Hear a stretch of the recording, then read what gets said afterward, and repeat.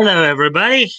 So I guess there's two of us in here right now. Our little lurking friend, Mr. Question Mark, and myself. So hopefully you had a good day today. We're just gonna wait a few minutes, see who else might pop in. I know Toys was in here earlier on, so hopefully he'll come back. And if you can remember to like and share the stream, see if we can get some more people in here. That would really help things out. Really appreciate it.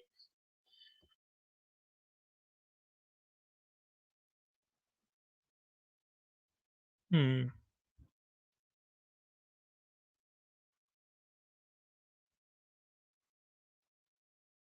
Now we're down to one. Getting the counter is getting a little screwy on me. Okay. Now we're back up to two. Yeah. So again, we'll give it a few minutes. Let some people kind of come in and stuff. We're just waiting on some more people before I get started here.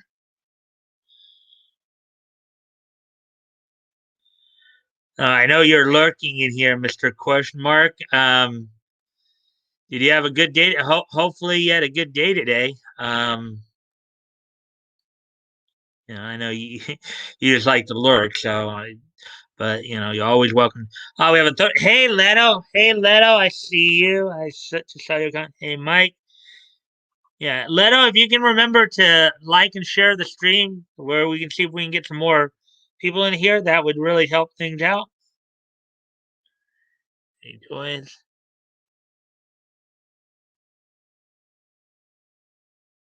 Yeah.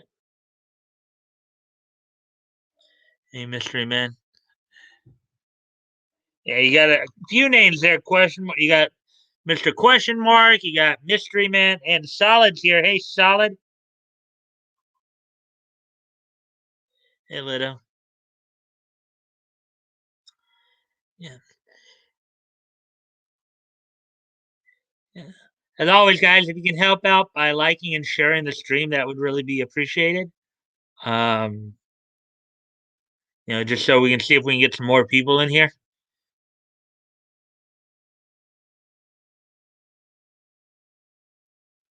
Yeah, so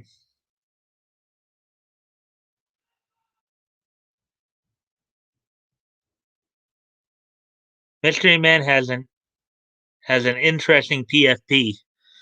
Well, I don't know what a PFP is, but I'll take your word for it.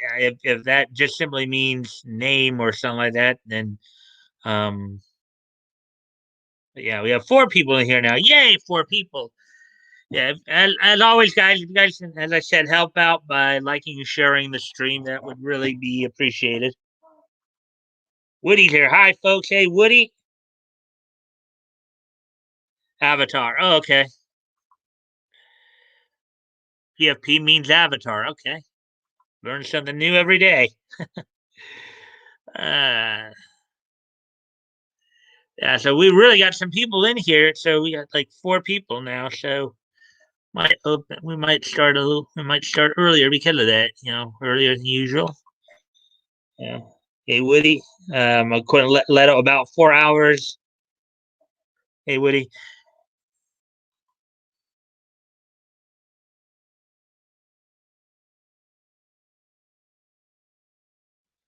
Um, so I dropped in on Leto's stream earlier today. Really did further myself in that game. Oh yes, I hadn't noticed. Nice PFP. Yeah.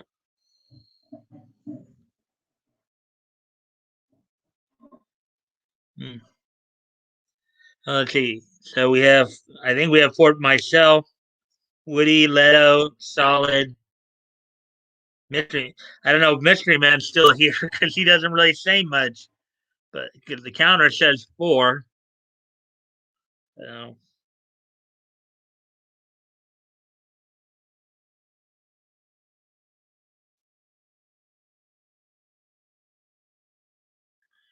yes. And now we got 5 people. Not saying we have 5 people, so that's good to see. All right. Ratings, Leto Enchanted. Let's see now. So we're just past. We got 5 people in here. We're just past the 5 minute mark. So I guess I can kind of get going a little bit and tell you guys what's on tap for tonight. So we got 6 stories, 2 from the world of comics, 3 from anime, and 1 from cartoons, TV kind of thing. So the articles tonight include something in Marvel Comics. Apparently, according to one person's belief, Marvel's upcoming Heroes Reborn #1 has more covers than they have orders. So that we'll be looking at that.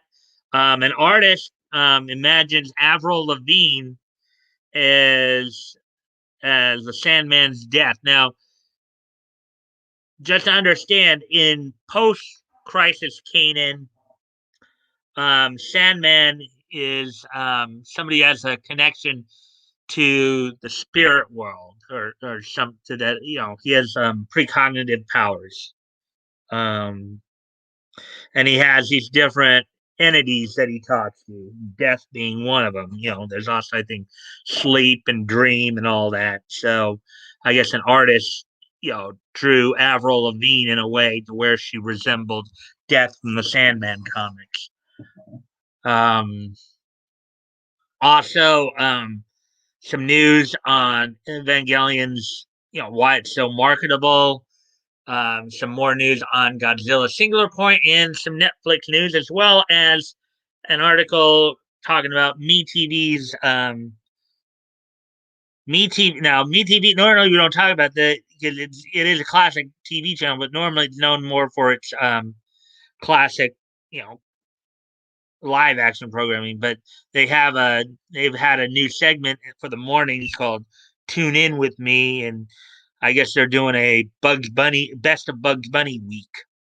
So we'll be looking at that. So let's see now. Let's see that there were a few more comments that were made here. So let me see if I can. Many people treat streams as watch only.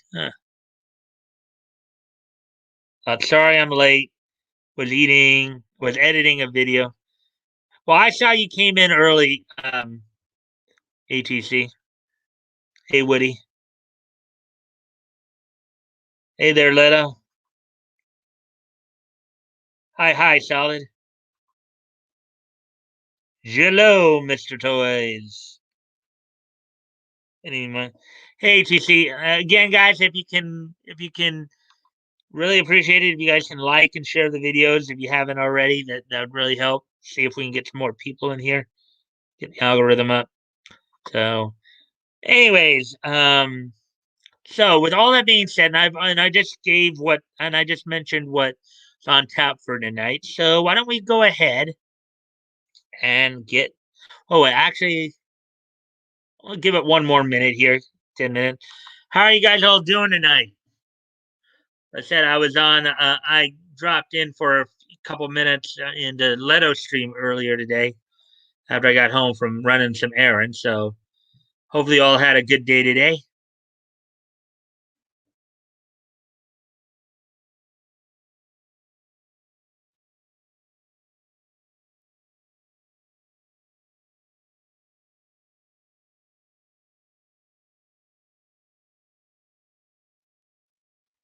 Hmm.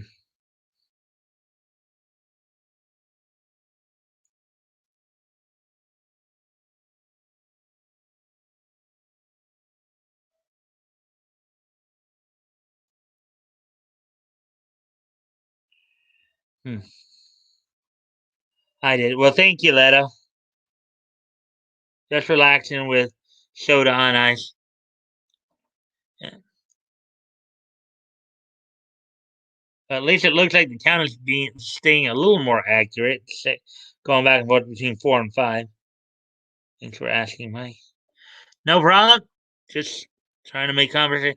Anyway, so now we're past the 10-minute mark, and we got a few people in here. So let's get going on these stories here for tonight. On the news stories, I just kind of went through them just a moment ago. So, without any further ado, let's get started with them. And let's see.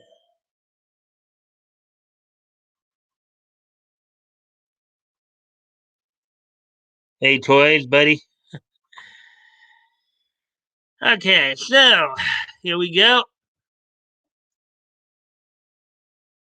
So, first story of the night. We got six of them tonight, as I mentioned. Two from the realm of comics, three from anime, and one from cartoons television. The first two stories are from Bounding in the comics. Everything else is from TBR. So, um, here we go. So, Marvel's upcoming Heroes Reborn #1 has more covers than we have orders. Reports one of Ireland's most popular comic book shops. Story, of course, by Spencer McCooley. So let's get into this. Popular two-time Eisner Award nominated Ireland-based comic book retailer Big Bang Comics has reportedly received less pre-orders for Marvel's upcoming event Heroes Reborn than the first issue has variant covers. Oh my, oh boy, that's not good. That made I know Tug did a video on this the other day that Marvel is starting to have some serious financial. Hey, back up. Hey, back up. So, and I thank everybody for liking and sharing the stream, of course. But we're getting started here on the. I saw the video. Tug did a Tug actually did a sales numbers analysis the other day for Marvel. So I mean, yeah, this is just kind of funny. I'm going to read this first paragraph again, just so you guys, so those in the back here. Popular two-time Eisner Award nominated Ireland-based comic book retailer Big Bang Comics has reportedly received less pre-orders for Marvel's upcoming event, Heroes Reborn, than the first issue has variant covers. I mean, that's saying something. Usually you may get like 10 or 12 variant covers, particularly for a first issue, from what I've been seeing. But spinning out of writer Jason Aaron and artist Ed McGuinness' current run on the Avengers, Heroes Reborn, the event's name a reference to the 1990s Marvel reboot attempt of the same name, will see the creative team explore a world wherein Marvel Store superheroes are nothing but shattered versions of their former selves, replaced as Earth's mightiest heroes by the publisher's Justice League parody, The Squadron Supreme. As is typical with large crossover events, Heroes Reborn #1 will release a number of variant covers, 7 in total. Okay, so 7. Illustrated by a number of art. So they got 7 covers, or I'm sorry, they got 7 variant covers. So they have less than 7 pre-orders. That's kind of funny. That's kind of, I guess, indicative of what's going on with Marvel right now, as Tug was pointing out the other day on his stream. Good, we're up to 6 people watching. Hiya, back out from Woody. Hey, Woody, Toys, Leto, Solid, and question mark Mystery Man. You know, everything in between. Hey, Batgoat, how are you, buddy?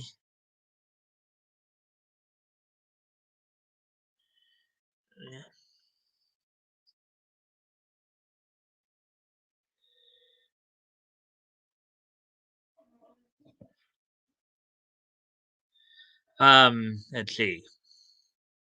Illustrated by a number of artists, including George Perez, Mark Bagley, and Jeffrey Varegi. And I guess here's the whoa, look at that.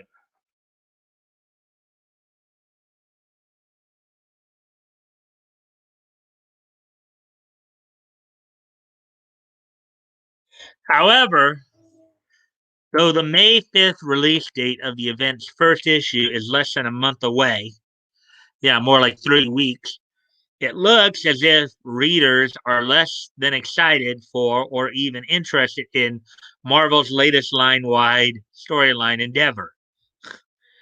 Marvel, okay, and this is a quote from Big Mar Marvel has more covers for Heroes Reborn #1 than we have orders for the entire thing, said Big Bang Comics in a post to their official Twitter account, brought to Bounding into Comics attention on Twitter by the Ninja Knight. This is going to be interesting. Yeah, I know. Again, Tug. I know Tug. He may not. He may not as of yet talk about this specific situation, but he did. He did do a, as I said, a sales analysis for Marvel the other day in one of his videos, and how they're starting to tank. I guess this is quite indicative of that particular situation. When you have 7 variant covers and you have less orders for the comic than covers, that's a pretty damning statement. That is a very damning statement. Like Racer X, you have Speed Racer. Go Speed Racer, go Speed Racer, go Speed Racer, go. Uh, that's a pretty cool picture. Hmm.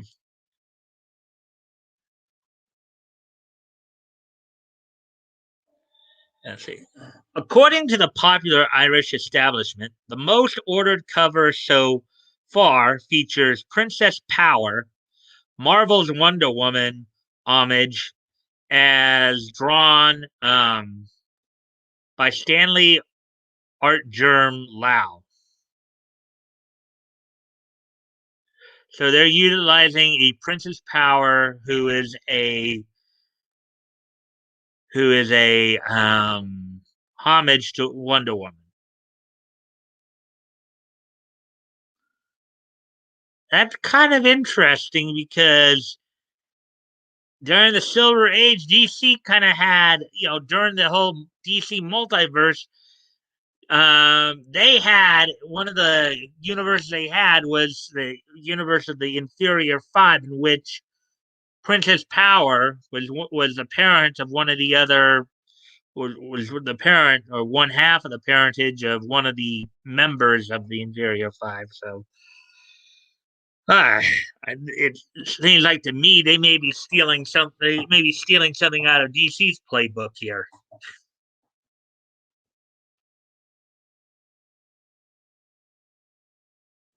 Hmm.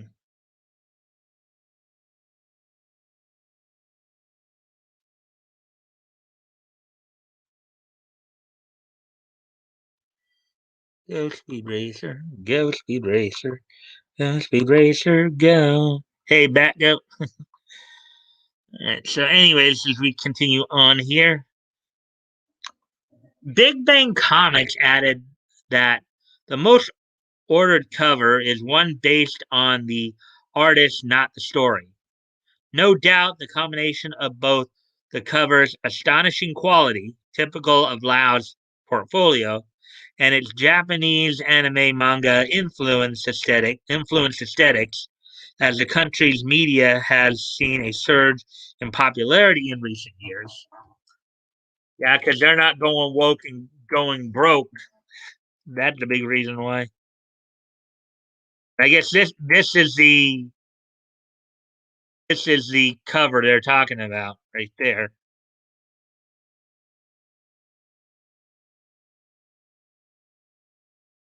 But I almost get the, as I said, I almost get the impression though that they kind of stole the idea from DC because DC had a character named part of the Inferior Fives universe.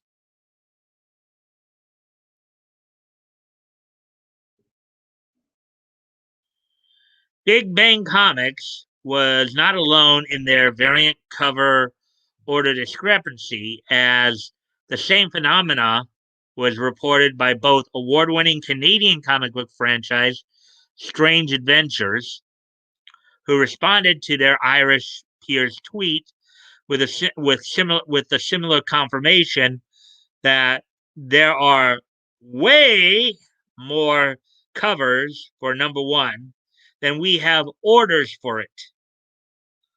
Um, so toys it said Canadian retailer here. So that's your neck of the woods. Did do you know anything about Strange Adventures? That particular retailer. Love that guy's heart.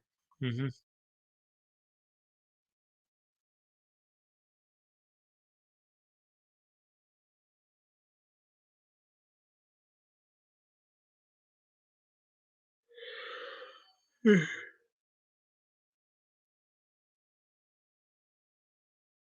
And I know there's a bit of a lag delay, so I'll repeat the question for you, toys. Have you heard of Strange Adventures? That retailer up in Canada there, and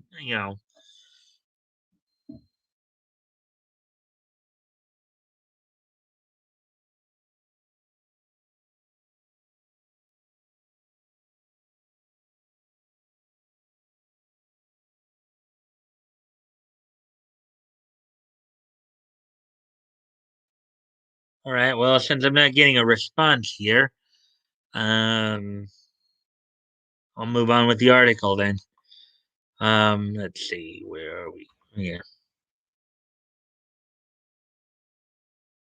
And popular New Hampshire comic book store, Double Midnight Comics and Games, who replied to Big Bang Comics' initial tweet with a gif of actor Martin Freeman in the role of Dr. John Watson in the BBC Sherlock series, shaking his head and claiming, "Same here." I guess this is the gif right here, albeit in still frame.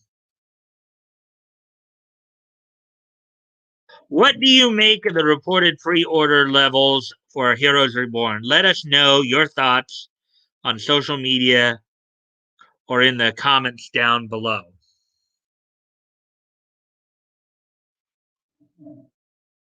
Let's see. So yeah, do you guys have anything to say about it? Because as I mentioned, I do know that Tug Tug did a sales analysis of Marvel the other day that didn't look too good for him, and now we're even seeing another clear example of it here. They actually have more variant covers and pre-orders.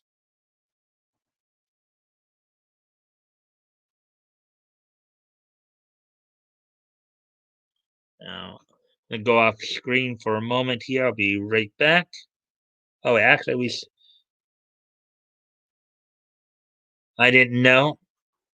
Um, but not a fan of Marvel comics at the moment. Yeah, but I mean, well, and I don't blame you, Leto. But as I was just the kind of again, the funny thing here is that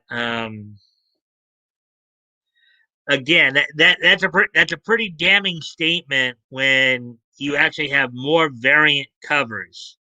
That means you actually put quite a bit more money into giving kind of the covers to make them more appealable to people, and yet it's still not working. It's still not working. The variant covers still are not really working to drive up. I think that's why they have the variant covers. Is idea of the variant covers is to try to drive up sales by giving alternate looks at how the story might go. So, um,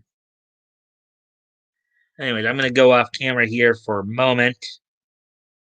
I'll be right back.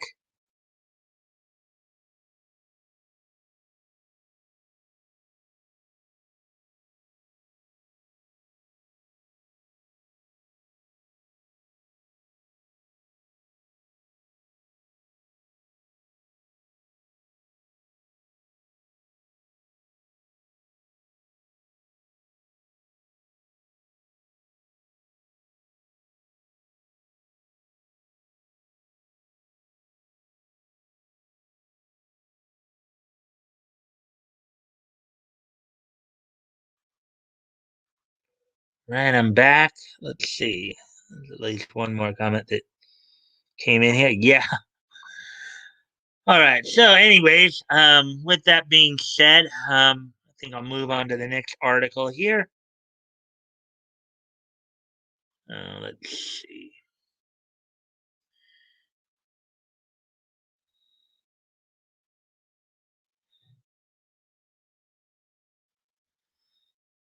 So the next article here: artist imagines Avril Lavigne as the Sandman's death.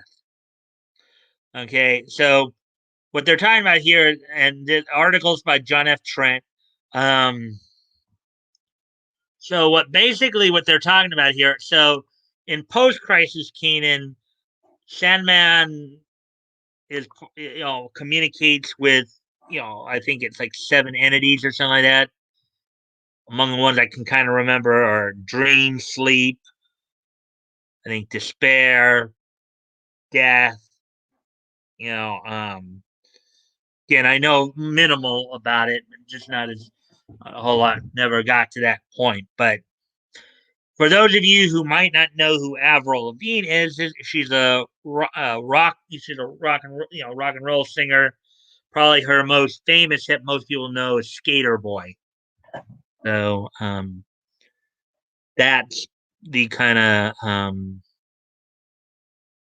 that's who she is. But artist imagines Avril Lavigne as the Sandman's death. So let's take a look at the article here. Artist, the imaginative hobbyist, recently shared a mock-up of Avril Lavigne as the Sandman's death.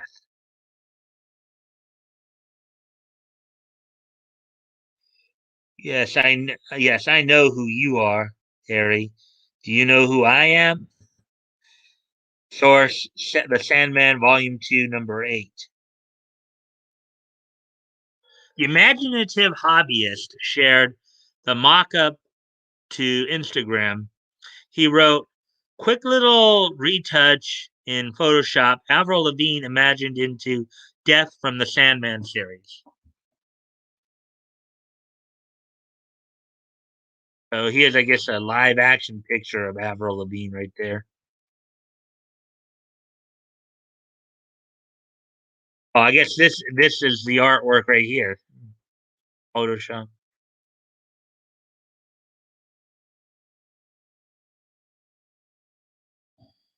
The live action adaptation of The Sandman is in the works at Netflix. The cast includes Tom Sturridge as Dream, Game of Thrones and Star Wars alum Gwendolyn Christie is to play Lucifer.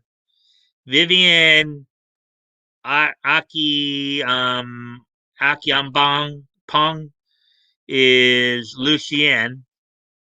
Charles Dance, who also starred in Game of Thrones, is playing Roderick Burgess. Roderick Burgess from that series, as I recall, was a evil wizard, evil sorcerer.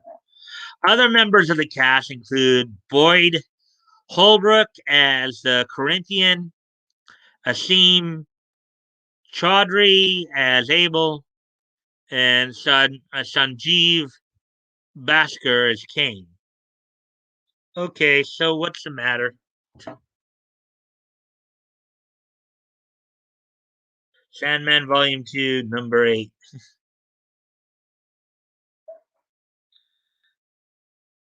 Gaiman, I think it's Neil Gaiman. I didn't see his name anywhere in the previous. portions of the article.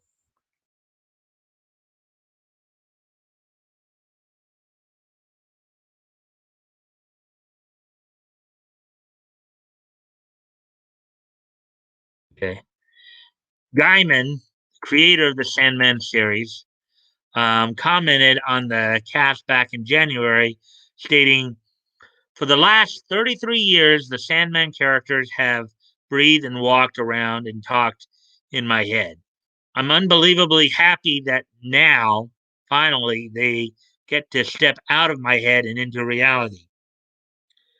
He added, "I can't wait until the people out there get to see what we've been seeing as Dream and the rest of them take flesh, and the flesh belongs to some of the finest actors out there." Oh boy, okay. I got to go off camera for just a quick sec, guys. I'll be right back.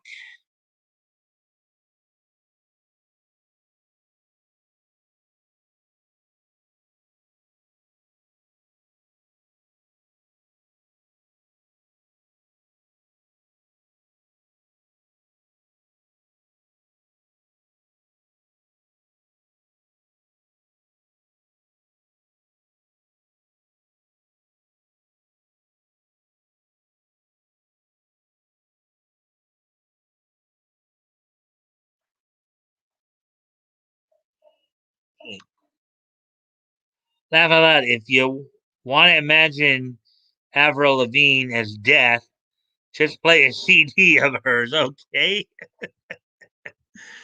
Actually, Skater Boy wasn't too bad. Skater Boy was actually pretty catchy. Uh,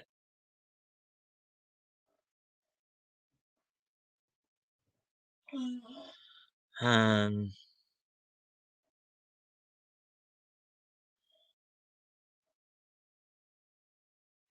this is astonishing, and I'm so grateful to the actors and to all of the Sandman collaborators, Netflix, Warner Brothers, DC, to Alan Heinberg and David Goyer, and the legions of crafters and geniuses on the show for making the wildest of all my dreams into reality. He concluded.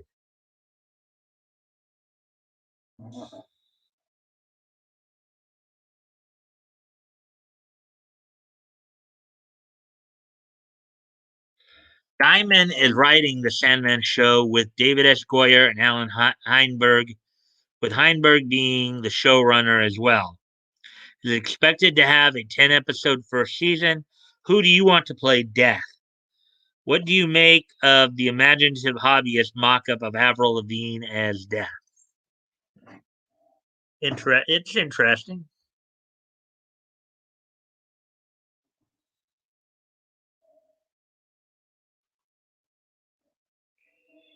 Woody with the emojis. You know, uh,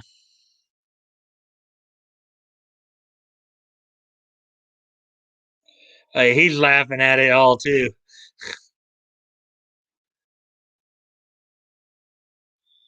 All right, so look, that we're down to three people now. We lost some people apparently. Ah, of course, you two may just be playing games again.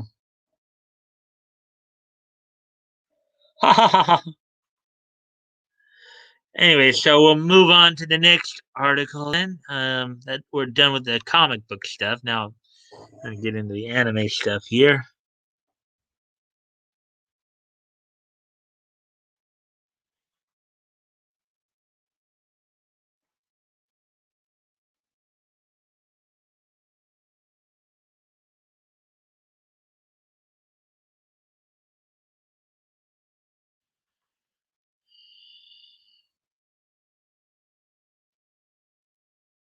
Um, I see four people. Yeah, now it's back up to four people. I'm alone. And I'll be right back, guys.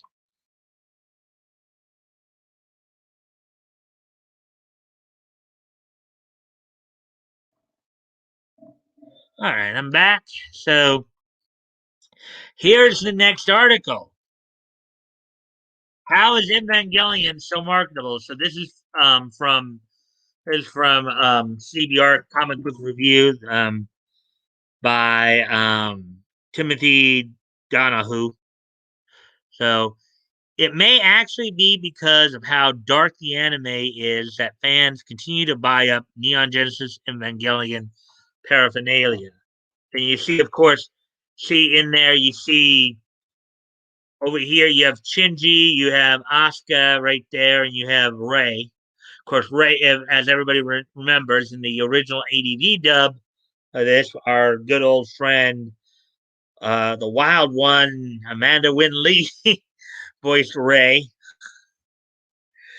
Uh, so, anyway, so as we move forward here, get into the article.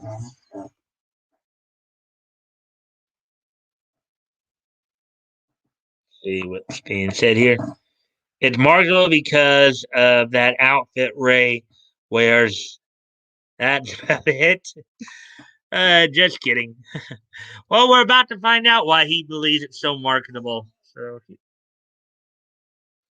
So here we go. Neon Genesis Evangelion was a landmark anime for various reasons, with the main ones being the tone and themes of the series. Full of deconstruction and the grim realities of what a super robot series would look like in a realistic setting, the series was rife with symbolism and is a deep dive into its cast continually degrading mental health. Yeah, that's true. They even had that. I think what was it, episode 22 or 23? That was the what they called the more surreal episode. Um, Despite the heavy nature of the series, it continues to be a popular franchise, even with people who haven't seen the show. It's one of the most marketable and toyetic um, anime series in existence, with its characters and concepts having a host of toys, um, video games, clothes, and collectibles. However, it may be because of how dark the anime is that fans continue to buy Neon Genesis Evangelion paraphernalia.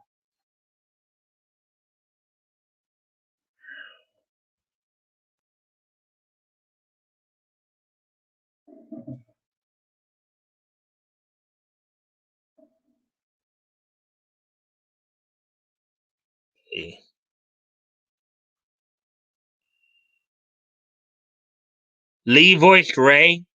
Good thing I never watched it at all. Yeah, Amanda Lynn, she did the English dub voice for Ray in the ADV dub of Neon Genesis Evangelion. And then Asuka was voiced by Tiffany Grant, and Spike Spencer did the voice of Shinji in there. So I've given up, um, and on the comic industry as a whole. Yeah. Well, with the way Marvel's going, I can't blame you. The mecha effect.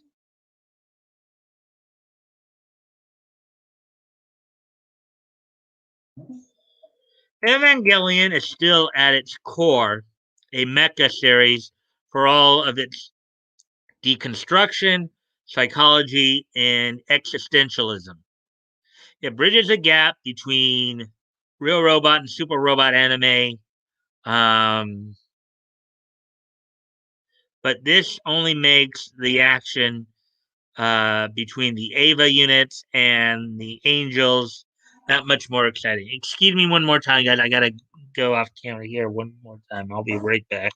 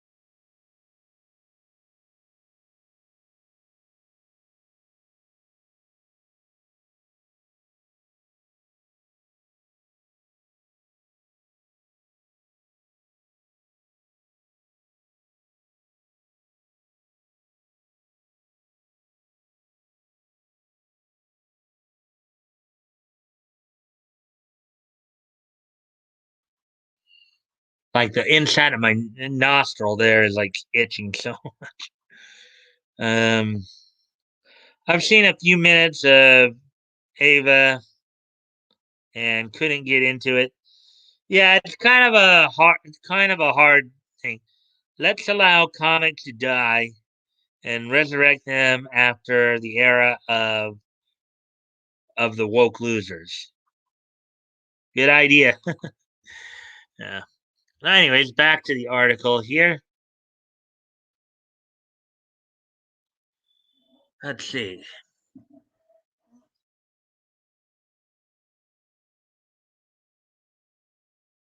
Yeah.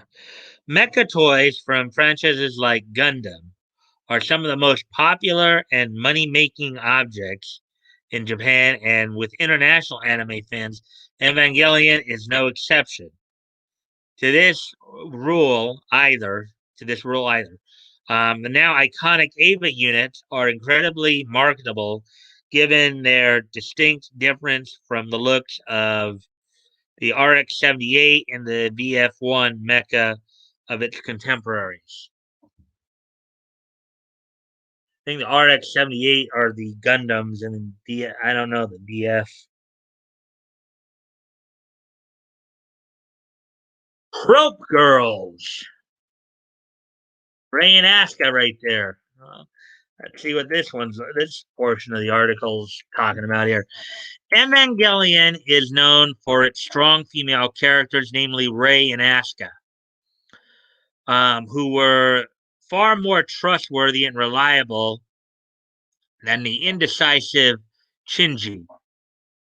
Asuka helped popularize the tsundere trope.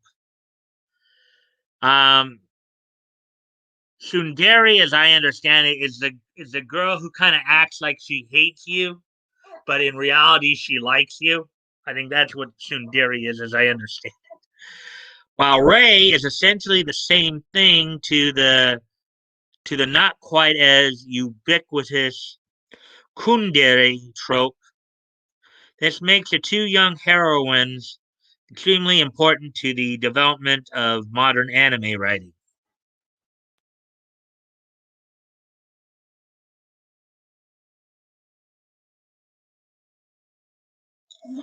Combine this with their striking designs and suits, and it's obvious why merchandise of them would sell. Ray and oh boy. Okay. Anyways, Ray and Asuka cosplayers are much more common in the convention scene than Shinji lookalikes, and it's owed to how much more popular their characters are. Gainax can make a quick buck off of otakus locally and internationally by slapping their likenesses on toys, posters, and even body pillows. Oh boy, body pillows. Okay.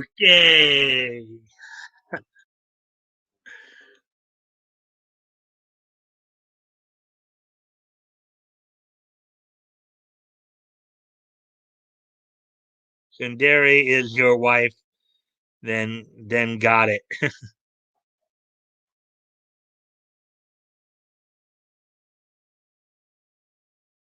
think it's doing that plan, only they don't know they are killing it. Avalon.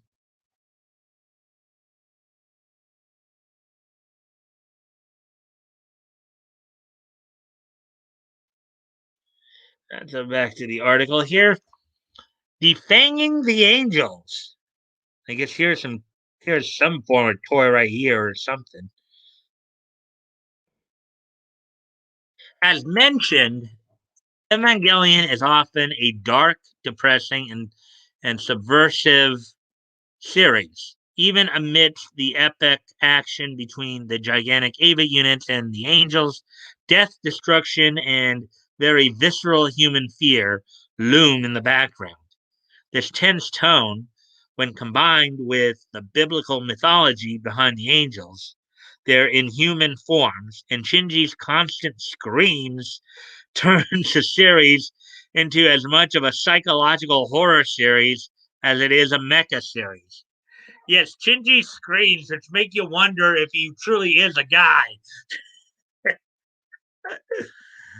He's got some pretty high pitched, intense screams.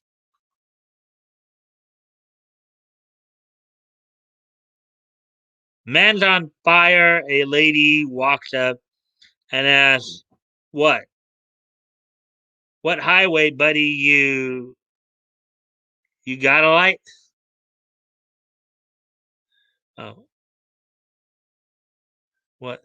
Hey, buddy, you got a light? Laugh out loud. Guy actually lights it. Laugh out loud. Me call the guy on fire a simp.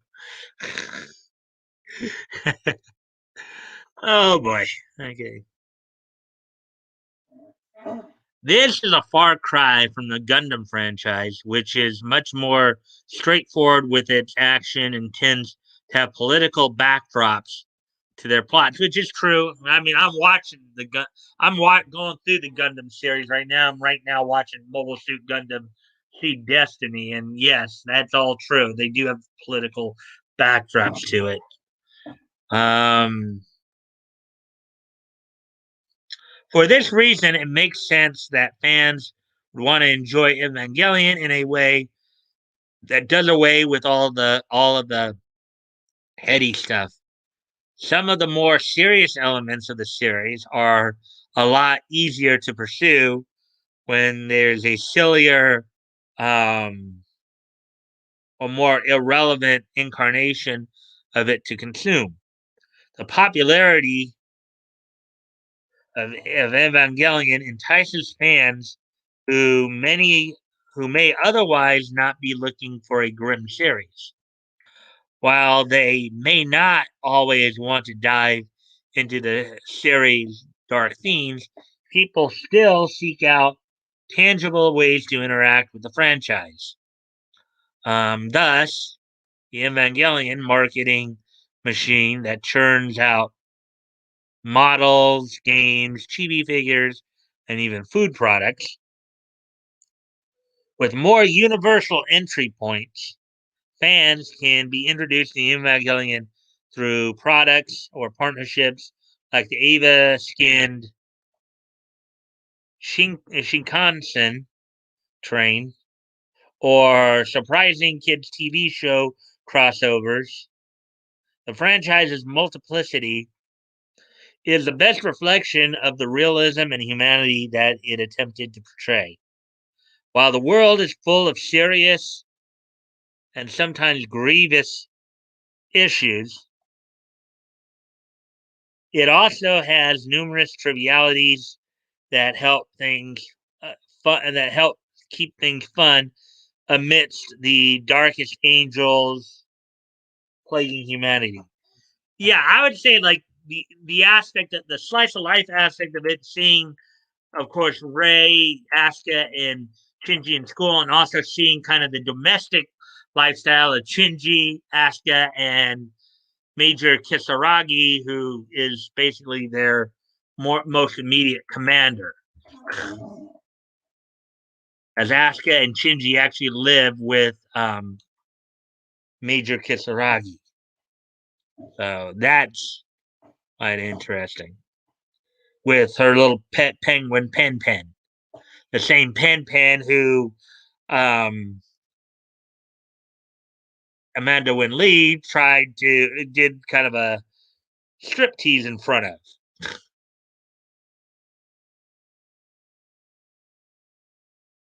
Got my libations restocked. Okay. Okay.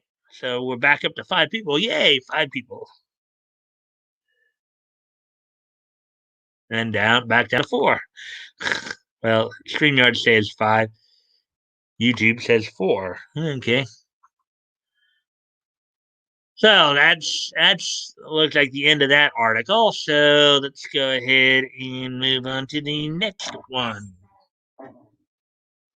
We're halfway through the articles tonight. See where we are on time here. We're making good time. Yeah, we're at 51 minutes 39 seconds. So I've been doing a little more commentary tonight. So just because some of these stories are pretty out there. Gross, laugh out loud. Nice toys. Uh, so, anyways, back to this article. Back to, on to the next article here. Godzilla Singular Point trailer confirms the anime's release window. Um, by Collier Jennings. Um, the official trailer for Netflix's Godzilla Singular Point features a new look at the King of the Monsters and reveals when the series debuts. Artwork there. Netflix has released the official trailer for Godzilla Singular Point, which features a new look at the King of Monsters. Godzilla is shown trailing through Japan, leaving a fiery wave of destruction in his wake. Meanwhile, engineer Yoon Arikawa and grad student Mei Camino um, learn about the existence of a mysterious particle named archetype, um, which is described as a magic lamp that enables the impossible. Multiple kaiju, including Rodan and Angirius, are somehow able to see the future, which leads them on a rampage. This sends Yoon and Mei, alongside their comrades, on a race against the clock to stop the world ending catastrophe. The trailer ends by confirming Godzilla Singular Point will premiere this June in the United States on Netflix.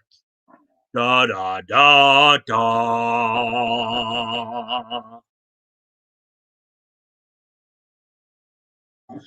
Singular Point is currently airing in Japan with a new episode premiering every Thursday.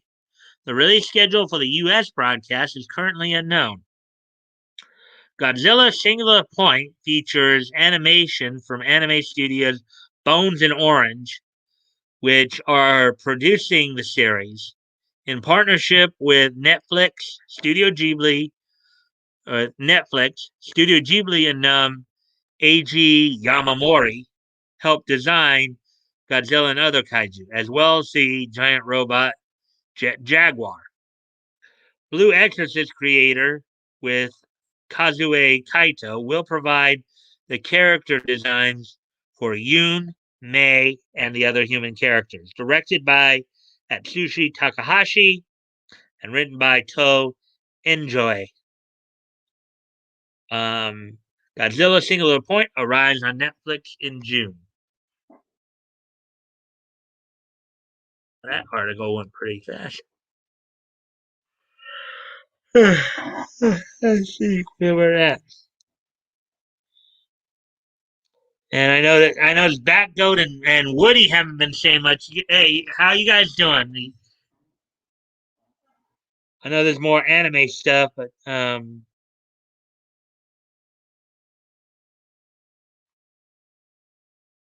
I don't know why everyone thinks Godzilla is so big. He's only 80 stories high.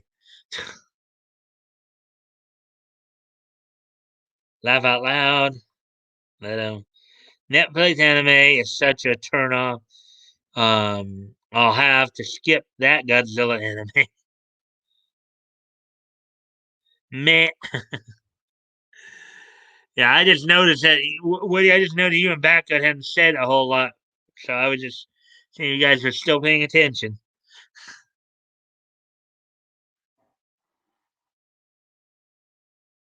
Yeah, so we're 2/3 of the way through, and we're just past 56 minutes, so we're coming up on an hour here.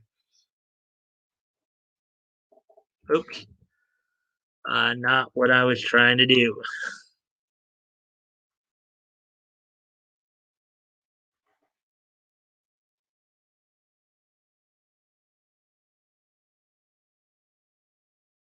And we got another Netflix story here.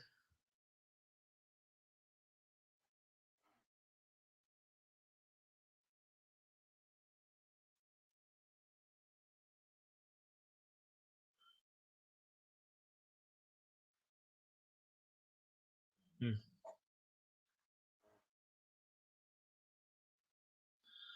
So, Dragon's Blood versus Dragon's Dogma. Which Netflix fantasy anime is better? Article by Anthony Gramuglia. Gramuglia. Gramuglia. DOTA, Dragon's Blood and Dogma, um, are two Netflix fantasy anime with quite a few similarities between them. But which one is superior? So, like, if those are the two main characters, they do kind of look alike.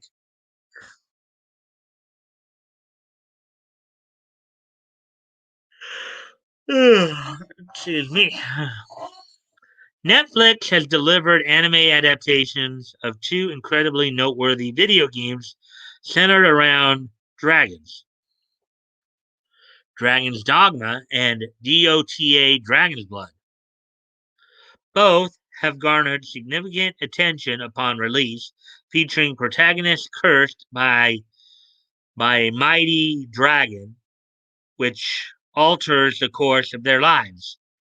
Both are adult oriented, mature fantasy, though the similarities from their start to diverge. In a world with ever more content to watch, anime fans might not be sure which one to go with first. Despite their similarities and differences, it is fairly clear that one of these series is vastly superior to the other. To put it more bluntly, one series does what the other should have done at every turn. I guess in this guy's opinion. Now, I don't have an opinion because I don't watch Netflix, so uh, obviously there might be people out there who might disagree with him on that. Woody and Batgoat is like your dad when you take him to the movies, and during the movie, we have to shake them to see if they are watching the movie. Laugh out loud. Well, there's those demonstrations in Brooklyn Park, Minnesota, and I imagine that the goat is interested since his boy's probably a participant. Yeah, trying to keep the peace.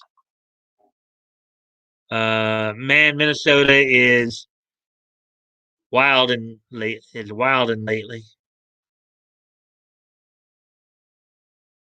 Us old heads, revenge on the young is knowing they'll be old too one day. Yeah, I mean, I've already got my gray hair coming in. Uh, like Grandpa Simpson put it so well. Haha, good one, Woody. Ah,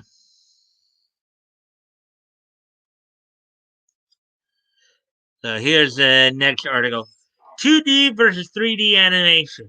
Best of both.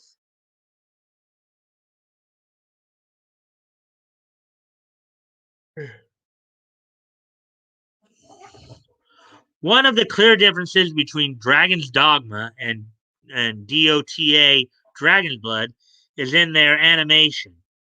Dragon's Dragon's Blood incorporates relatively traditional animation that blends Western and Eastern styles.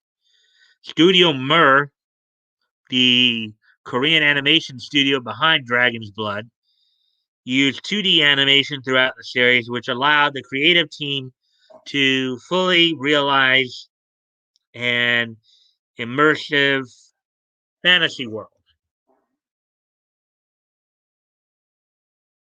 Dragon's Dogma Studio, Sublimation, opted for CG animation, which tends to be controversial among anime fans. Some series, such as Beastars and Dora Hedoro, managed to incorporate beautiful CG animation. Dragon's Dogma, however, is different from these shows. However, that's not to say the animation is bad. The characters move in a fluid manner with detailed facial animation. Even minor twitches are rendered beautifully. The fights, the core reason why someone would watch Dragon's Dogma, are epic in scope and incredibly fluid.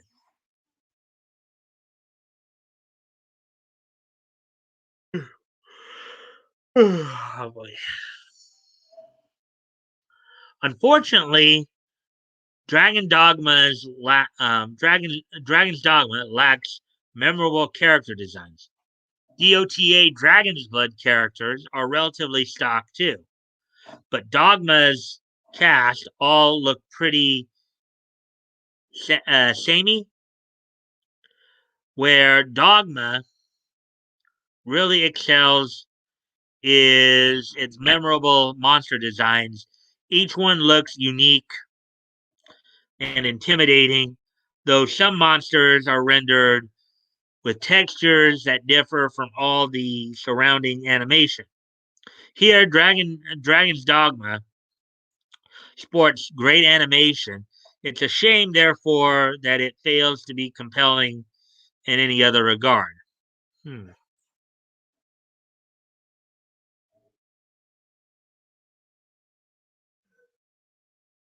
Hmm.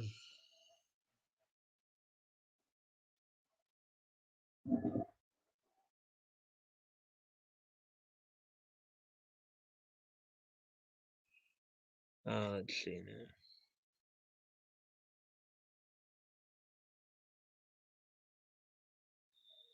now. Wow, we're down to two people now. Oh boy, where'd everybody go? I mean, Woody and Batgoat. I hope you guys will stick around because story after this one is going to be one I think you guys are going to be a little bit more interested in. And that Me TV is doing a best of Bugs Bunny week. So, but anyways, back to this article, which feels like the more imaginative fantasy. Both DOTA Dragon's Blood and Dragon's Dogma are mature fantasy, but while DOTA balances its maturity with imaginative fantasy, Dogma feels mean spirited and violent in a way that actually makes it seem immature. Dragon's Blood features tons of war, fantasy, order, magic, and the power of the gods. It feels undeniably like a fantasy with a vast scale and scope.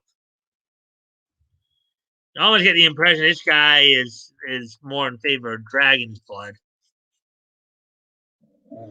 On the other hand, Dragon's Dogma uses fantasy as a vehicle to get to brutal, nihilistic violence and human cruelty.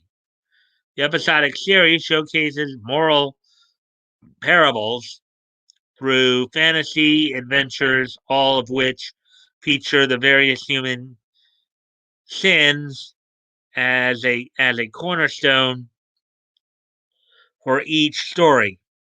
However, it's hard to find anyone in this story as in the right, as Dragon's Dogma seems determined to paint the entire human cast as evil.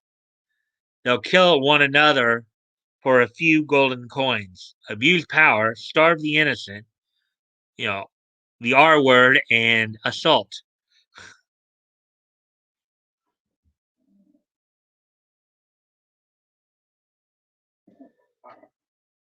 Whereas DOTA, Dragon's Blood, creates multiple societies with their own distinct qualities and values.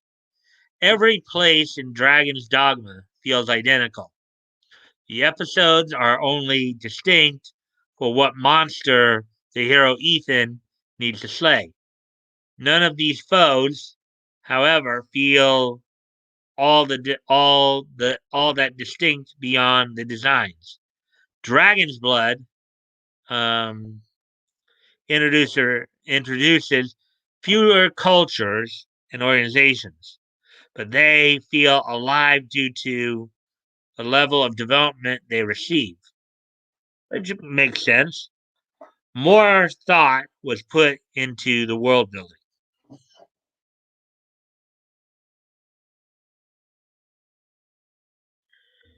Yeah, this guy seems to be more in favor of Dragon's Blood than Dragon's Dogma. Dragon's Dogma has a character problem. Let's see what's going on here.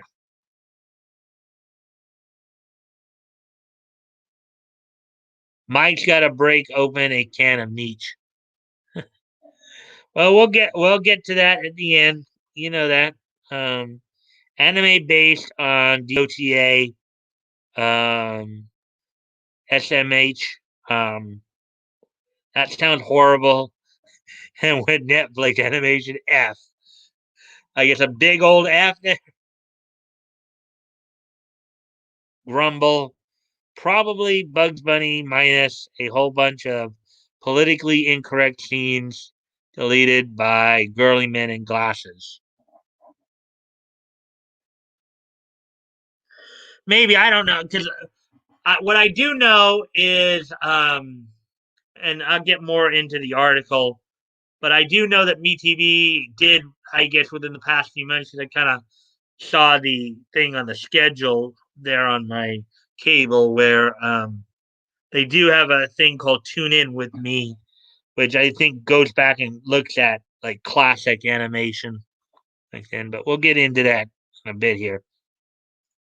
The only scenes left in the Looney Tunes archive is the ones of Bugs and Drag, where he's stunning and brave. Uh, yeah. So I already read the headline for this section. DOTA Dragon's Blood does not have particularly complex characters, but they all come with their own motives, desires, needs, and personality quirks. Davian and Mirana um, have their own emotional journeys they undergo in book one. These stories aren't unique, but they are distinctly compelling. Even minor characters who appear briefly, such as the legendary Dragon Knight Caden, leave an impression despite minimal screen time. The same cannot be said for Dragon's Dogma, which suffers from a serious lack of well-crafted characters. The cast tends to be flat and boring, like the hero Ethan and his soulless companion Hannah. At worst, there are characters who lack consistent motivation, logical goals, and or needs, or even a stable personality. It's hard to judge a character's goals and or desires when they behave in ways that contradict what has been previously established. So obviously, this guy is big into DOTA Dragon's Blood, not a huge fan of Dragon's Dogma.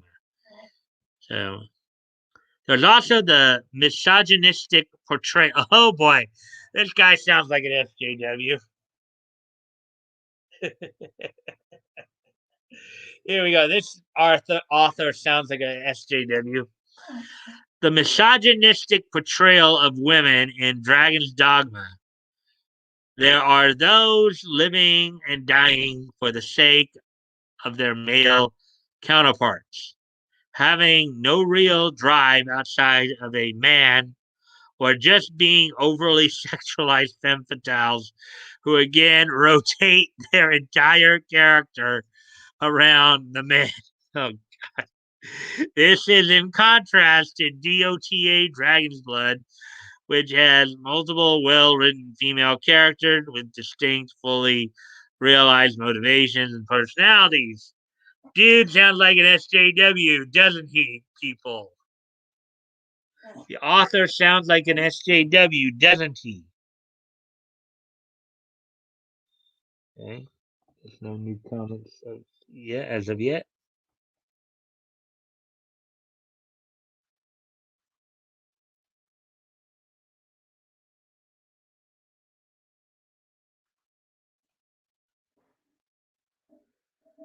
Which anime has the better story? DOTA, Dragon's Blood, and Dragon's Dogma have very different story problems. Dragon's Blood has a very densely packed story with many plot threads fighting for supremacy over the course of 8 episodes. Dragon's Dogma, however, has an episodic structure that leads Ethan on an unoriginal, bland revenge story.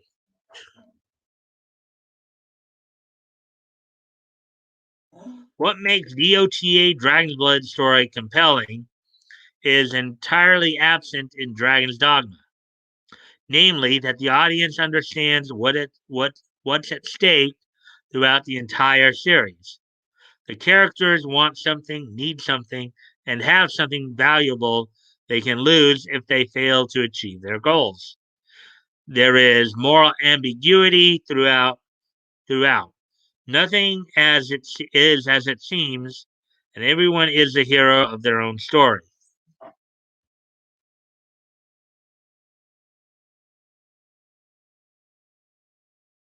In Dragon's Dogma, all people are evil. Society is doomed because no power structure seems to benefit humanity. There is nothing Ethan can do to improve the world or make it particularly worse.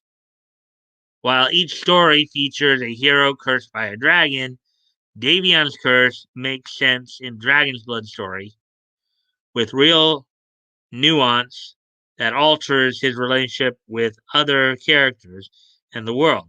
In Dragon's Dogma, Ethan gets his heart ripped out by a dragon just because that lack of reason makes it feel vapid in comparison, making DOTA Dragon's Blood the far stronger of these two fantasy anime.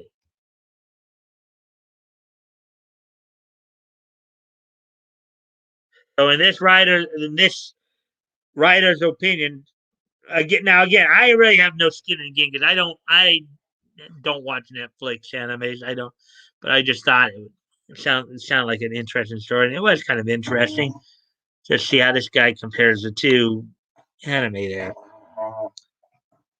Link the story to Hero Hey or Flash. Laugh out loud. This guy here. Laugh out loud. This guy here. Uh-huh.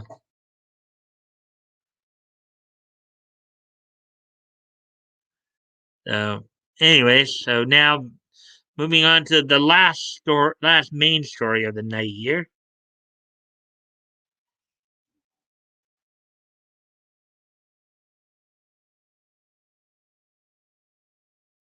Here it is.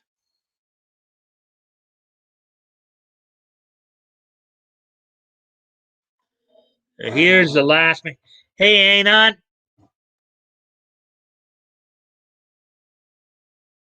All right. Uh-huh. Hey, just got home. How's it going? Going to eat and relax. Well, hey, um, even everyone. Hey, Anon, if you can remember to like and share that'd be appreciated if you haven't already. Um, just so we can see if we can get some more people in here.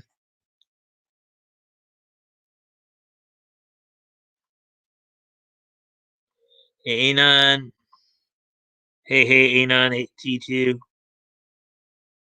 How are you, buddy? Hope you have a good night chilling and eating.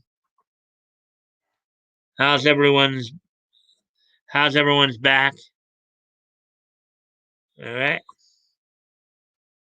Hey, Anon. Um, so here we go. Here's the next one by Tim Adams.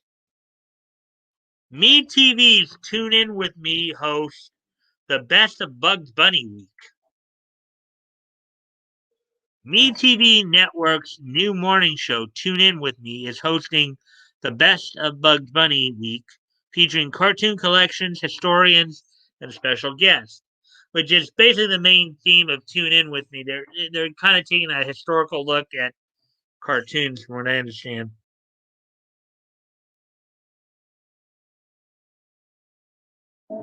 Bugs Bunny will be the focus of a week long celebration on Me TV Network's new morning show, Tune In With Me. The Best of Bugs Bunny Week runs Monday, May 3rd through Friday, May 7th. Bill, the cartoon curator, Toonie, the tuna, and the rest of the Tune In With Me cast will host a special collection of Bugs Bunny cartoons showcasing his early days, entertaining stories, and the insights from cartoon historians, all culminating in MeTV.com fans selecting their top viewer's choice. And I guess here is the Vimeo. Tune in with me, the best of Bugs Bunny. Guess this is the trailer right here. The shot of it. And there's probably the two hosts there. Bill, the cartoon curator, and Toonie, the tuna. Like the little puppet right there, little Muppet puppet. Toonie! Which harkens back to the days of like the original Beanie and Cecil, among other things. Some of the cartoon historians and special guests joining Tune In With Me include Bugs Bunny, Daffy Duck, Sylvester and Tweety voice actor Jeff Bergman. Jeff Bergman, I believe, is the modern voice of Bugs. I think Bugs voice actor Billy West from 1996's Space Jam. Yeah. Cartoon historian Jerry Beck, Ruth Clampett, the daughter of longtime Looney Tunes director Bob Clampett, and Bob McKimson, the son of Looney Tunes director and animator Robert McKimson. Bergman voiced Bugs Bunny following the death of the original voice actor Mel Blanc. The full schedule for the Best of Bugs Bunny Week can be found below. Monday, May 3rd, Rabbit Tracks at 7 a.m. Eastern and Pacific. Porky's Hare Hunt from 1938. Presto Changeo from 1939. Harum Scarum from 1939. Elmer's Candid Camera from 1940. Wild Hare from 1940. Tuesday, May 4th. Of course, you realize this means war. Which, if you guys remember the old Bugs Bunny cartoons, that was a common saying they would have. Of course, you know this means war. You realize this means war. Let's see what you guys might be saying about this.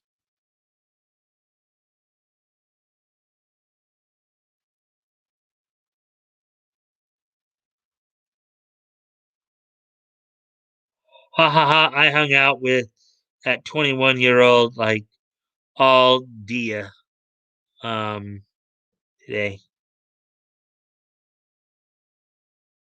Her back is now looking like Ricky Berwick's after seeing ha ha ha ha. I was chatting on a stream long ago with Billy West as a guest, and substance abuse came up as a topic.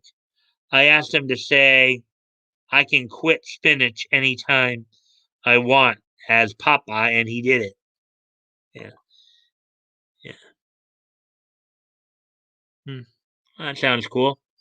So here's some of the cartoons they'll feature on Tuesday, May 4th at 7 a.m. Eastern and Pacific. Duck, Rabbit, Duck, 1953, featuring Daffy Duck. Wabbit Trouble from 1941, featuring with Elmer Fudd. Devil May Hare from 1954, featuring the debut of the Tasmanian Devil and Tasmanian She Devil. Wild and Woolly Hair from 1949, featuring Yosemite Sam and Hairway to the Stars from 1958, featuring Marvin the Martian. On Wednesday, May 5th, the Ballads for Bunny at 7 a.m. Eastern and Pacific. Rhapsody Rabbit, 1946. Long Haired Hare, 1949. The Rabbit of Seville, 1950. Baton Bunny, 1959. What's Opera Doc, 1957. On Thursday, May 6th, Hollywood Hair at 7 a.m. Eastern and Pacific. Slick Hair from 1947, featuring Humphrey Bogart. What's Cookin' Doc from 1944, featuring James Cagney. A Hair Grows in Manhattan, 1947. What's Up Doc, 1950, um, and A Star Is Bored, 1956. And on Friday, and I guess that was all on Thursday, May 6th. On Friday, May 7th, Wascally Winners at 7 a.m. Eastern and Pacific. Little Red Riding Rabbit, 1944. Baseball Bugs, 1946. Hillbilly Hare, 1950. Bully for Bugs, 1953. And the number one viewer's choice picks as selected by fans on MeTV.com. Tune in with me airs the best of Bugs Bunny week, Monday, May 3rd through Friday, May 7th at 7 a.m. Eastern Pacific on MeTV. So that's it for the main articles tonight. Let's see where we're at time wise here. Wow, we're coming up on an hour and a half here. We're at an hour and 24. So that's pretty. We made good on the time then tonight, guys. Me TV.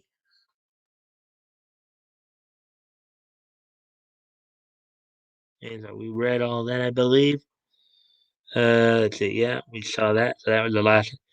Billy West is best DA. I love What's Up Doc. Bugs tells the story of his life. Hmm. Yeah. So so if you have MeTV or you want to look up MeTV.com and see if they have you can check out their program.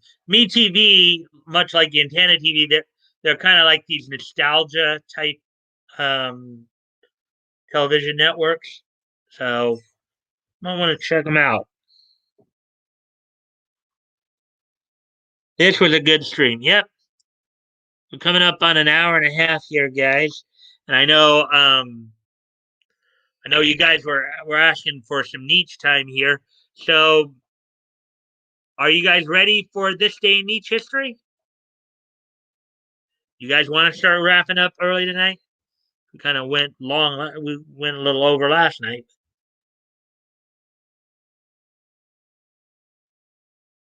You guys ready for niche history, or is there anything else you wanted to talk about?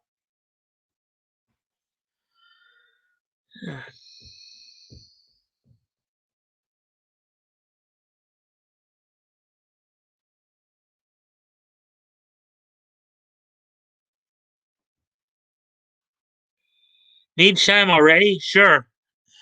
Yeah. Okay. I mean, I was just asking. I know ATC was it seemed to be asking for it earlier. So before I got through with the, but I guess if you guys want to wrap up now, or if there's anything niche time. Okay.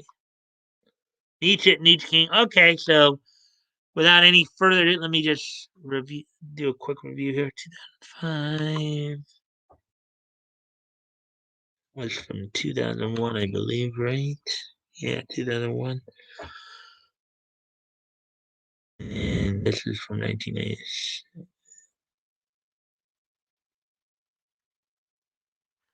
All right. So, without any further ado, then let's today being Tuesday, April the 13th, 2021. Let's take a look back at this day in each history. Let me see what I can't think of anything at the moment. Okay, that's fine.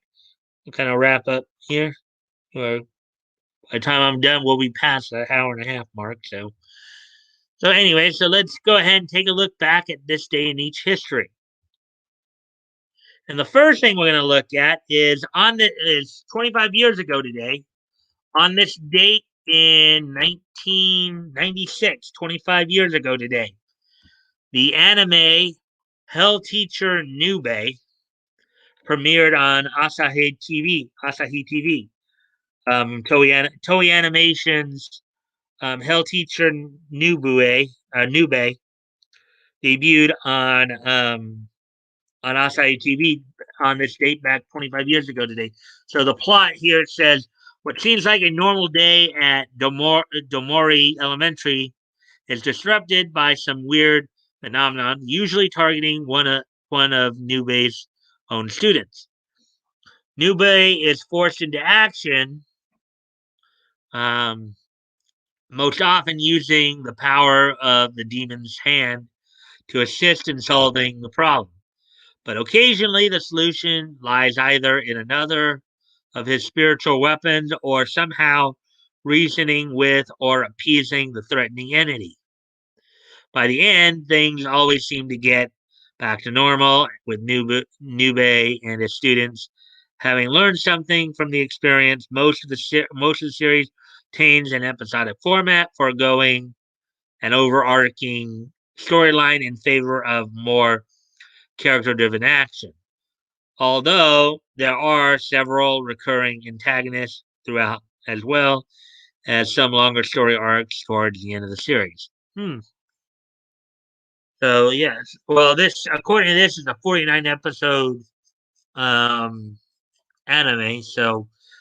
Anyways, on this date back in 1996, the premiere of the Toei Animation's Hell Teacher Nube um, premiered on TV Asahi.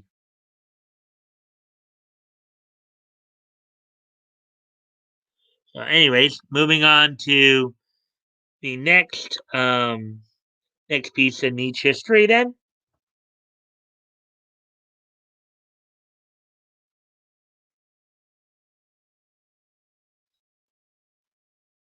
on this day in 2001, the the adult animated comedy Gary and Mike finished its one season run on UPN. So on this day in 2001, the adult animated comedy um, Gary and Mike finished its one season run on UPN, debuting, airing just 13 episodes, of course. Um, so that was that.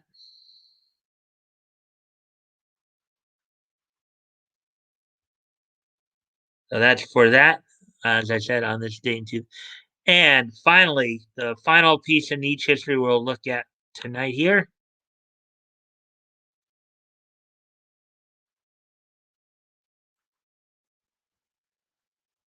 On this date in 2005, the 100th issue of Blade of the Immortal from Dark Horse Manga, from Dark Horse Comics, the Dark Horse Manga imprint, went on sale on this day for $5.99, with a page count of 64. So the 100th issue of Blade of the Immortal, Dark Horse Manga, went on sale on this date back in 2005, which was of course 16 years ago today. So there you go. So that's all the niche history for tonight. I hope you guys enjoyed the show, and I thank you once again for all the likes and shares. Hopefully, we can get some more people in here. We had a good crowd tonight. We had a pretty good stream, I think, going. So I again appreciate everybody being here, and I hope you enjoyed the stream. And I will see you all tomorrow. Bye.